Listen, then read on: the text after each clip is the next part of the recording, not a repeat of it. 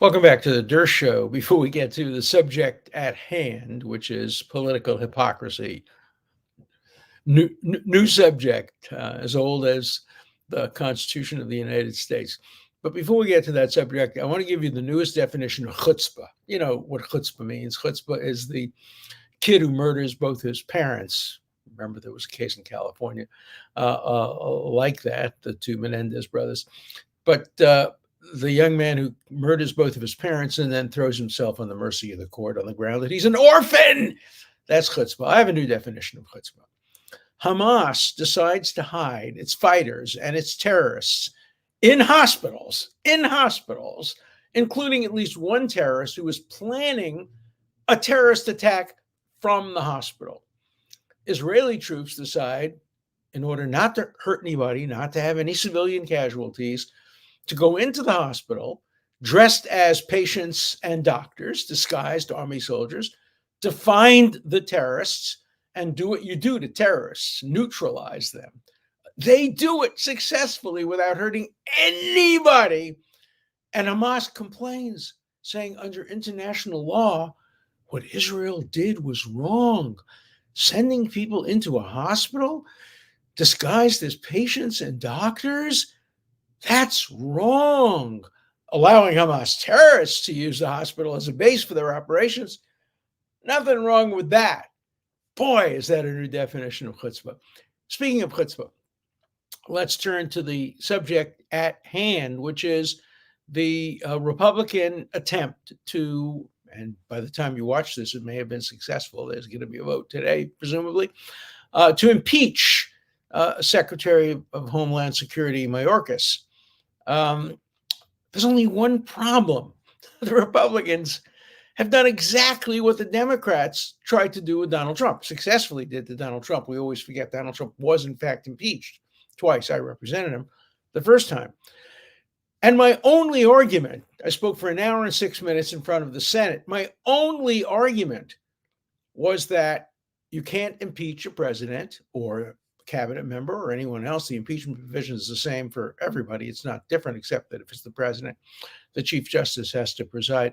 But you can't impeach a federal official unless you can prove that he committed treason, bribery, or other high crimes and misdemeanors. And when I argued in front of the Senate, I said what President Trump was accused of, which they called obstruction of Congress and abuse of power, is not a constitutionally permissible ground for impeachment.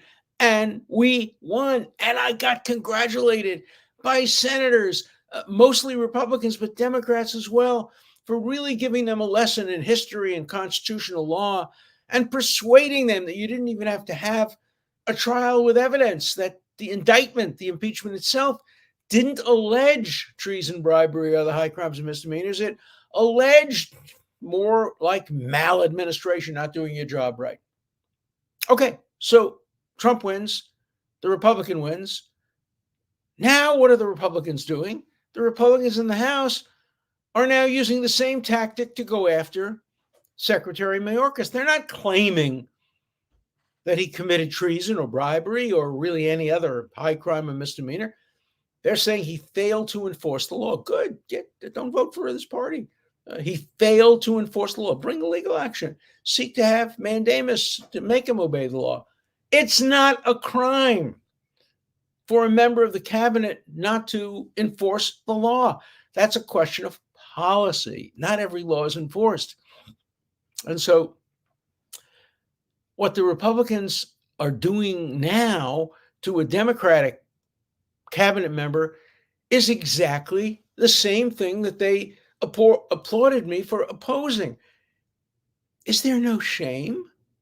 Is there no sense of, gee, when it came to Trump, we successfully argued that it has to be treason, bribery, or other high crimes and misdemeanors. You can't do it for maladministration or abuse of power or obstruction of Congress, which are not crimes. But when it comes to Mayorkas, we don't need crimes. It's enough to say that he didn't follow the law. They also say that he didn't tell Congress the truth, but obviously the charge they make about that would not be perjury. He expressed an opinion that the border is secure. He was wrong, but that's not perjury. and he hasn't been charged with perjury. You couldn't prove perjury based on that kind of an allegation.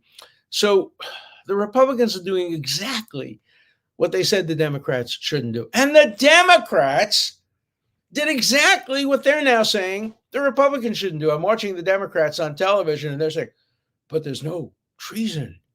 There's no bribery. There's no high crimes and misdemeanors. Duh. Where were those crimes when you guys, Jamie Raskin and the other members of Congress, impeached the president of the United States on unconstitutional grounds? You were furious at me for raising my arguments. People stopped talking to me, but we prevailed, and we prevailed because I was able to show that the framers of the Constitution expressly rejected looser criteria for impeachment. There was one guy at the Constitutional Convention who said we ought to have impeachment, as they do in England, for maladministration. That's his exact words, maladministration. A guy named James Madison, you ever hear of him? The father of our Constitution, president of the United States. He wasn't president then. He was the father of the Constitution at the convention. He gets up and he says, no, you can't impeach on the ground of maladministration. It's too vague, and that would turn us into a parliamentary democracy. Like in England, we just rebelled against them. We don't want to be like England. We don't want a parliamentary democracy. We don't want Congress to have the power to change people as they do in England. You just have a vote of no confidence, you get a new prime minister. No, the president serves his 4-year term. If you don't like him, throw him out of office in the next election. But if you want to get rid of him in the middle of a term, you got to prove treason, bribery, other high crimes and misdemeanors. And that's what James Madison said.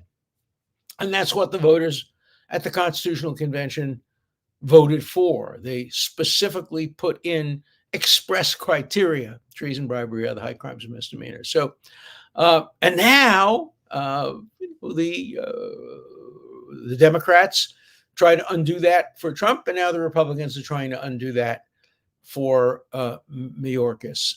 Hypocrisy is the name of the game. There was a great French philosopher who once said, hypocrisy is the homage that vice pays to virtue. We want to seem virtuous, so we are hypocritical. But hypocrisy is the coin of the realm when it comes to Washington, D.C. Both parties are equally guilty of it. Do you remember what happened when a Democratic president tried to get a Supreme Court justice 11 months before the election? The Republican-controlled Senate said, no, that's too soon. 11 months before the election, let's wait until there's an election. And then, of course, the shoe is on the other foot, and Ruth Bader Ginsburg dies just a few weeks before the election. They ran through a nominee, and they asked one of the senators, how could you do that? No, we have the votes. We have the votes. We control both the presidency and the Senate, so we can do what we want to do. It's called hypocrisy. But the Constitution was designed to put principle over partisanship. In fact, Alexander Hamilton, who obviously favored a strong administration, a strong president, he said that, and here's his quote. I mean, I can practically memorize it. The greatest danger lies in a process of impeachment that is based on who has the most votes, rather than on the guilt or innocence of the defendants of treason, bribery, or high crimes and misdemeanors. And that's what both parties have done.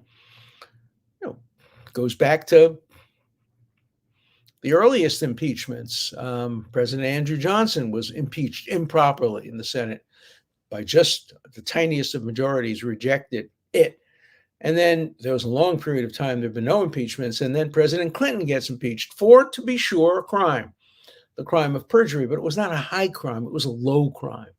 It was not perjury regarding governance. It was perjury regarding an affair, a seedy, sordid White House affair, low crime.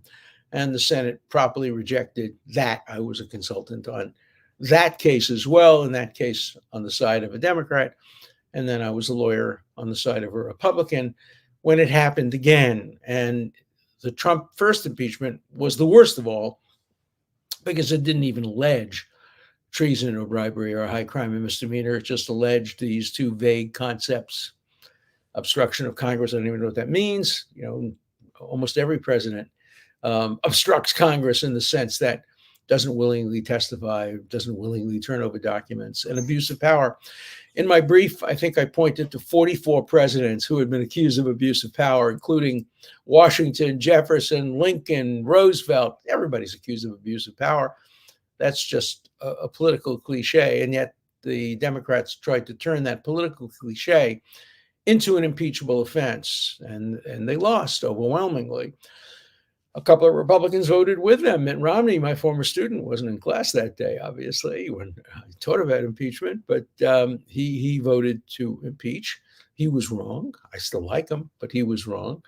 And virtually all the Democrats did. But, the check and balance that we have in the Constitution, of course, is that even if a president is impeached, and we've now seen that on several occasions, in order to convict, there has to be a 2/3 vote of the Senate, and that's almost impossible to achieve. It came very close in the case of Andrew Johnson, very close, but it didn't come close in either of the three more recent cases, and it won't come close in the Mayorkas case, even if he is impeached. The Republicans apparently have the votes to do it, but they can't afford to lose more than, I think, 2 or 3 votes.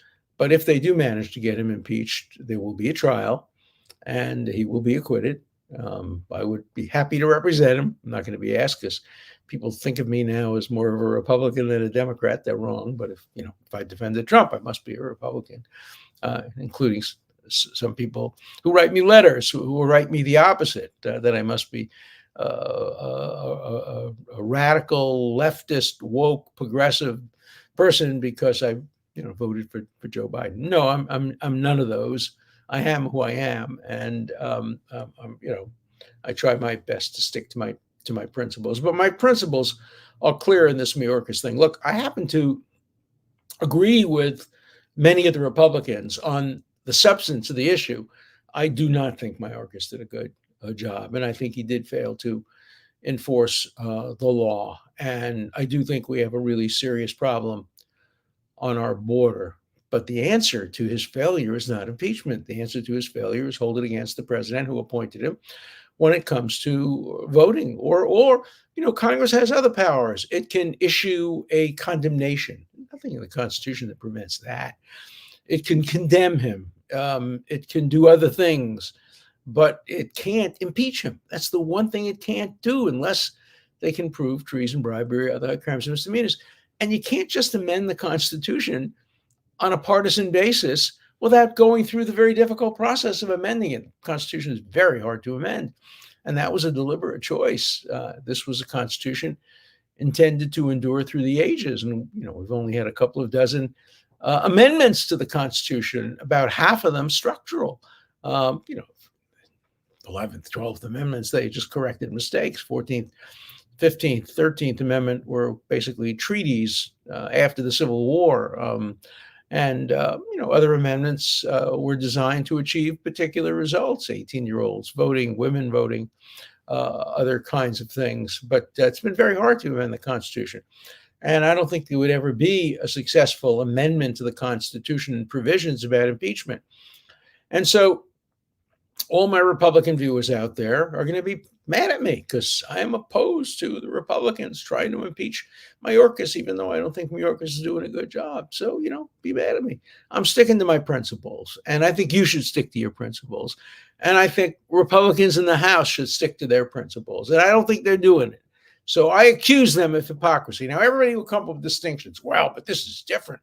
This is the border, and he did, make a misstatement to Congress. No, nobody, no rational person will tell you that what Mayorkas is being charged with now by the House Judiciary Committee is treason, bribery, or high crime and misdemeanor. It's simply not, any more than Trump was the first time. The second time was a little different because there were arguments that he may have incited something like sedition.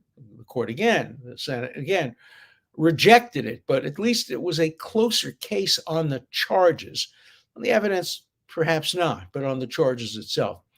But here in the Mayorkas case, it's not even a close case. And one of the congressmen actually used the term maladministration. He actually said that's what Mayorkas is guilty of, maladministration.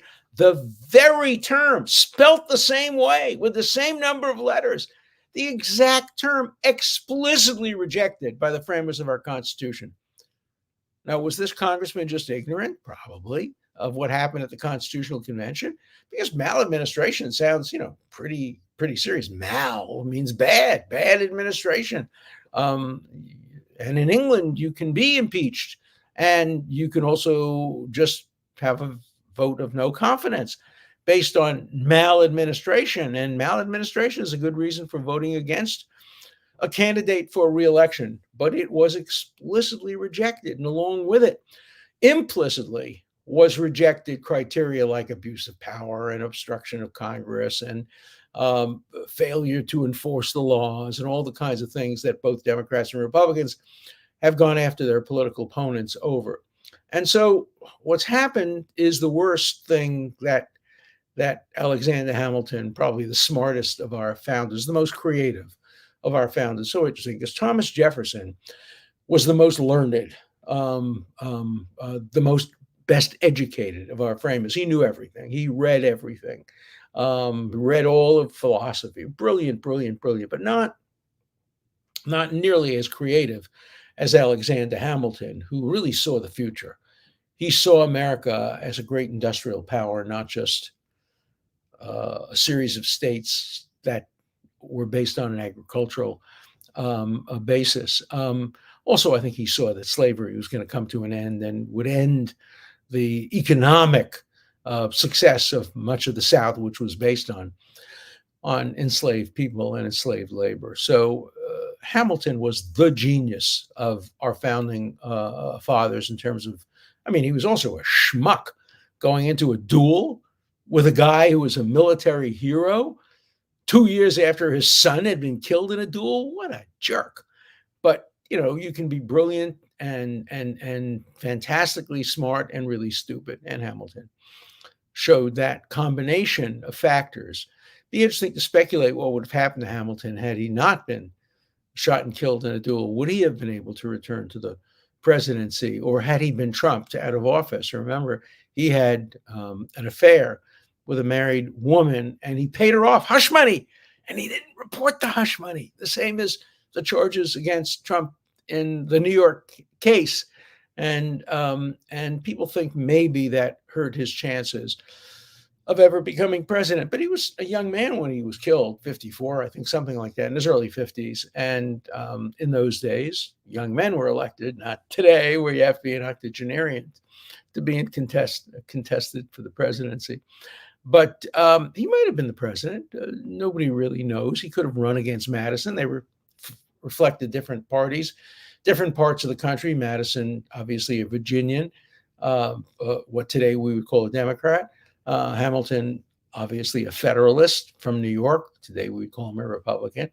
And I don't know who would have won that election if he had recovered enough from the affair by the end of the Jefferson term to have put up a good fight against another Virginian.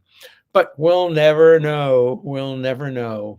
That's what history does. It's dumb about the past and hypothetically, and that is, it can tell you what happened. It can't tell you what might have happened, and it certainly can't tell you about the future. So Mayorkas will not be removed. I suspect that he will not be reappointed for a second term, and he'll be fired before the end of this term, because I think that if Biden is smart, he's going to try to eliminate the two major issues that right now would give Trump the presidency: the economy. And a president can pretty easily the administration can temporarily manipulate the economy to make it seem better on the eve of the election than it actually might be. But every administration has the power to do that to some degree, not obviously. Herbert Hoover couldn't end the Depression. And then there's the security, border security, which is the biggest issue today, one of the biggest issues, and one that Trump would be elected on if the election were today. But Biden got smart and he jumped on board and he said, well, let's fix it. Let's close the loopholes. And by the time the election rolls around, we may see this administration be very strong on border security in order to help the election. I don't think the Middle East is going to have a big impact on the election. It might. The Arab and Muslim voters of Michigan are threatening to stay home. They're certainly not going to vote for Trump, and to turn Michigan into Trump country. But if Biden would have changed his mind on Israel and suddenly become anti-Israel, he would lose any chance of winning in other places like Florida. Probably won't win in Florida anyway, but at least it could be a close election in Florida. But Florida has a lot of very pro-Israel voters, as do other countries, Arizona. So it would be a trade-off. I do think that the Biden administration ought not to give in to the hard left, even if it means losing some voters. I think they have a much better chance of winning if they appeal to the center and ignore and marginalize the hard left, which I think only hurts the Democratic Party in the long run. At least I hope that's what happens. Okay, let's look at some letters and see what you folks are writing to me. All synagogues and all Jewish organizations should recommend Dershowitz's 30-minute broadcast 3 times a week as the best counseling for Jewish identity, Jewish self-determination, Jewish response to persecution and anti-Semitism. Actually, I would advise it for everyone because Dershowitz teaches best human values in connection with law, justice, and liberty. Also, I would highly recommend it to African-American community as a path toward better success and achievement. The problem is synagogues have banned me, and they have canceled me. Temple Emmanuel, the 92nd Street Y, the Ramaz High School, many other places. Jewish synagogues won't allow me to speak because I was falsely accused of having sex with a minor who I never met, never heard of. But they, insist on canceling me and insist on, hurting themselves by not allowing their congregants to listen to somebody who's, pretty informed on the Middle East. As I said, Temple Emmanuel won't let me speak, but it will let Peter Beinart talk about why Israel shouldn't exist. I don't agree with political stripe. Dershowitz is most of the time, but he makes common sense. Hey, I'm getting some positive letters this week. You keep criticizing Biden administration and Democrats' policies on DEI, lawfare against the Trump as election interference, a threat to democracy, pursuing school parents and Catholics, and holding Israel to a higher standard for civilian casualties, as well as disastrous border situations. So how can you possibly support Biden?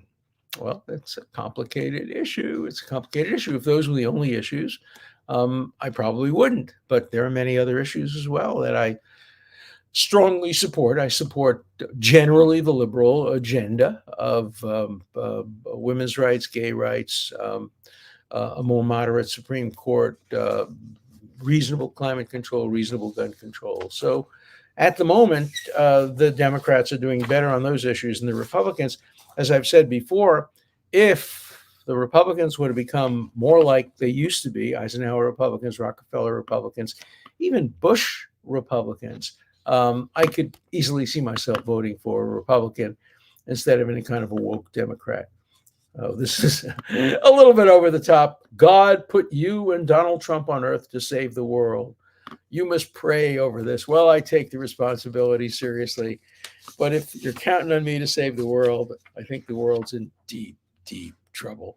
You can count on me to do my best, but that's all I can do at 85 years old. And then there was a letter about an article. It's actually, I've written an article about this. It's going to be in the Wall Street Journal, I think, on Thursday, about why so many Black preachers are anti-Israel. And here's a letter that says, this isn't rocket science. Jews are seen as white and Palestinians are seen as brown. You want to hear something interesting? There are more brown Jews in Israel than there are brown Palestinians in Gaza. Israel has 9 million people. 2 million of them are Arabs, Muslims. But the rest, even the Jews, half of them are Sephardic Jews and are brown skinned, dark skinned. Many of them very dark skinned, some different, but every group, Africans as well, have different shades of color. And so the idea that Jews are white and Arabs are people of color is a myth. It's a myth. There are many Jews that are people of color. Okay, let's look at a couple more. Professor, can you devote a show to the constitutional issues involved in the dispute between Texas and the federal government over the border? Well, I can at least devote a couple of minutes on it right now. This is if I were teaching con law, I would be using the Texas case as a really interesting issue. It's a conflict between two powers in the Constitution. One, the Supremacy Clause, which gives the federal government the power to regulate our borders generally. But the other is the police power, which gives the states, pursuant to various other articles in the Constitution, the right to keep their people safe. And when you have a conflict, when you have border security not keeping the people safe on border states and other states as well, then you have a real conflict. And the question is, does the Supremacy Clause, the Supremacy Clause says when the federal government has authority, then its authority supersedes the authority of the state. But when it doesn't have authority, the Supremacy Clause doesn't operate. And so the question really becomes, can Texas put up razor wire to protect its citizens against fentanyl and other kinds of crimes and violence that the citizens are experiencing? It's a hard question. I think the Supreme Court would uphold the federal government over the state. They did already in a 5-4 decision with an interesting 5-4 vote, with 2 of the conservatives joining 3 of the liberals. In a preliminary vote. It was only a preliminary vote. It didn't get to the merits of the case, and it may change when it gets to the merits of the case. Don't know. All right, here's one final question that also goes to the issue of race, which is so difficult sometimes to discuss rationally without fear of being called a racist if you call it straight. So here's a question that does that. Professor, it's not only the state of Israel that Black leaders employ a double standard. By a large percentage, Black homicide victims are most frequently killed by other Blacks. We know that. By the way, white victims are generally killed by whites. The interracial crime is too high, but it's not nearly as high as it's portrayed sometimes. The only time Black leaders express any sincere publicity on the problem is if a Black citizen is killed by a white person or a police officer. That may overstate it a bit. There are obviously Black leaders that are very concerned about Black on Black crime, gang crimes in places like Chicago and St. Louis. By the way, the Congresswoman from St. Louis, Cori Bush, who is probably the worst anti-Semite in Congress. It's close between her and 2 other a congresswoman, but she is certainly among the top 3, is now being investigated criminally for having used money that is allocated to security in an improper way. That we're just hearing about this now, so we don't know where it will come down. My personal hope is that she is convicted and taken out of the House, because I think she's a terrible, terrible member of the House of Representatives and one of the worst Democrats, one of the worst members of Congress. But I don't know enough of the facts to know whether she is in fact guilty of what she is being investigated for. So we'll wait and see. And there are Black leaders who care deeply about Black on Black crime. But you're absolutely right that when a white policeman like Chauvin Cole kills a Black man like George Floyd, that's when we have a reckoning and we have a major conflict, and it turns often quite ugly. So maybe there is a double standard there as well. It's a different kind of double standard, but all double standards should be should be called out. Okay, see you tomorrow.